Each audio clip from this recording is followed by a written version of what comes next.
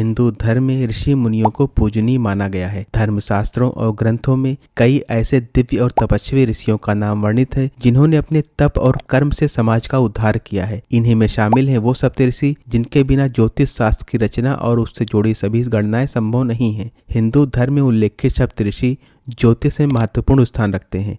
अगर तारामंडल में इनकी मौजूदगी न हो तो ग्रह नक्षत्रों का कोई भी मोल नहीं रह जाता है। ऐसे में आइए जानते हैं कि कौन है सप्तऋषि और कैसे हुई है उनकी उत्पत्ति। दोस्तों, वीडियो में आगे बढ़ने से पहले आपसे रिक्वेस्ट है, अगर आपने हमारे चैनल को सब्सक्राइब नहीं किया है तो इसे सब्सक्राइब कर लें। भारतीय ऋषियों और मुनियों ने ही इस धरती पर धर्म, समाज, ज्ञान, विज्ञान, खगोल, ज्योतिष, वास्तु, योग आदि ज्ञान का प्रचार प्रसार किया था। दुनिया के सभी धर्म और विज्ञान के हर क्षेत्र को भारतीय ऋषियों का ऋणी होना चाहिए। उनके योगदान को याद किया जाना चाहिए। उन्होंने मानव जीवन के लिए ही नहीं बल्कि पशु, पक्षी, समुद्र, नदी, पहाड़ और वृक्षों सभी के बारे में सोचा और सभी के लिए सुरक्षित जीवन के लिए कार्य किया। शास्त्रों में सप्तऋषियों के संबंध में कई श्लोक वर्णित हैं, जिनमें से यह एक आपके सामने प्रस्तुत है। कश्यपोत्रिच भरद्वाजो विश्वामित्रोत्र गौतमः जमदग्नि वशिष्ठ सप्तैते ऋषिया स्मृता दहन्तु पाप सर्व ग्रहंत वर्धे नमो नमः। इस श्लोक में कश्यप, अत्रि, भरद्वाज, विश्वामित्र, गौतम, जमदग्नि, वशिष्ठ ऋषियों के नाम बताए गए हैं। इनके नामों के जाप से सभी पाप कर्म नष्ट हो जाते हैं। पहले ऋषि हैं कश्यप। कश्यप ऋषि की 17 पत्नियां थीं। अदिति नाम की पत्नी से सभी देवता और दिति नाम की पत्नी से दैत्यों की उत्पत्ति मानी गई है। शेष पत्नियों से भी अलग अलग जीवों की उत्पत्ति हुई है। दूसरे ऋषि हैं अत्रि। त्रेता युग में श्री राम, लक्ष्मण और सीता वनवास समय में अत्रि ऋषि के आश्रम में रुके थे। इनकी पत्नी अनसुईया थी। अत्रि और अनसुईया के पुत्र भगवान दत्तात्रेय हैं। तीसरे ऋषि हैं भारद्वाज। इनके पुत्र द्रोणाचार्य थे। भारद्वाज ऋषि ने आयुर्वेद सहित कई ग्रंथों की रचना की थी। चौथे ऋषि हैं विश्वामित्र। इन्होंने गायत्री मंत्र की रचना की थी।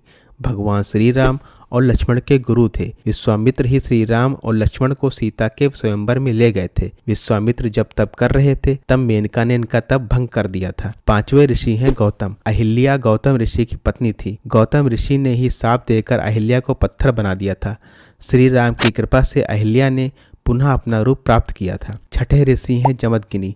जमदग्नि और रेणुका के पुत्र हैं भगवान परशुराम। परशुराम ने पिता की आज्ञा से माता रेणुका का सिर काट दिया था। इससे जमदग्नि प्रसन्न हुए और वर मांगने के लिए कहा। तब परशुराम ने माता रेणुका का जीवन मांग लिया। जमदग्नि ने अपने तप के बल से रेणुका को फिर से जीवित कर दिया था। सातवें ऋषि हैं वशिष्ठ। त्रेता युग में ऋषि वशिष्ठ राजा दशरथ के चारों पुत्र राम, लक्ष्मण, भरत और शत्रुघ्न के गुरु थे। विष्णु पुराण समेत सभी ग्रंथों में सप्त ऋषियों का उल्लेख मिलता है। पुराणों के अनुसार सप्त ऋषियों का जन्म ब्रह्मा जी के मस्तिष्क से हुआ था और शिव जी ने गुरु का दायित्व संभालते हुए इन सप्तऋषियों को शिक्षा और ज्ञान प्रदान किया था। पौराणिक कथाओं के अनुसार सप्तऋषियों की उत्पत्ति सृष्टि में संतुलन बनाए रखने के लिए हुई थी। संसार में कर्म, धर्म, मर्यादा आदि सभी गुणों के प्रचार प्रसार एवं उसके विस्तार के लिए सप्तऋषियों को नियुक्त किया गया था। सप्तऋषि अपने प्रभाव से सृष्टि में शांति और सुख की स्थापना करते हैं। सप्तऋषि ग्रहों को भी नियंत्रित रखते हैं। अगर किसी ग्रह या नक्षत्र का प्रभाव व्यक्ति के कर्म के फल से अधिक उसे मिल रहा है, फिर चाहे वो शुभता के रूप में हो या अशुभता के रूप में, सप्तऋषि उसे नियंत्रित करते हैं। तारामंडल में सप्तऋषि 7 तारों के रूप में स्थापित हैं और ध्रुव तारे की परिक्रमा लगाते हैं। तो ये था सप्तऋषियों का ज्योतिष में महत्व। अगर आपको यह वीडियो अच्छी लगी हो तो आपसे रिक्वेस्ट है कि आप इसे लाइक और शेयर जरूर करें। इसी तरह के और भी इंटरेस्टिंग वीडियो देखने के लिए आप हमारे चैनल को सब्सक्राइब जरूर करें।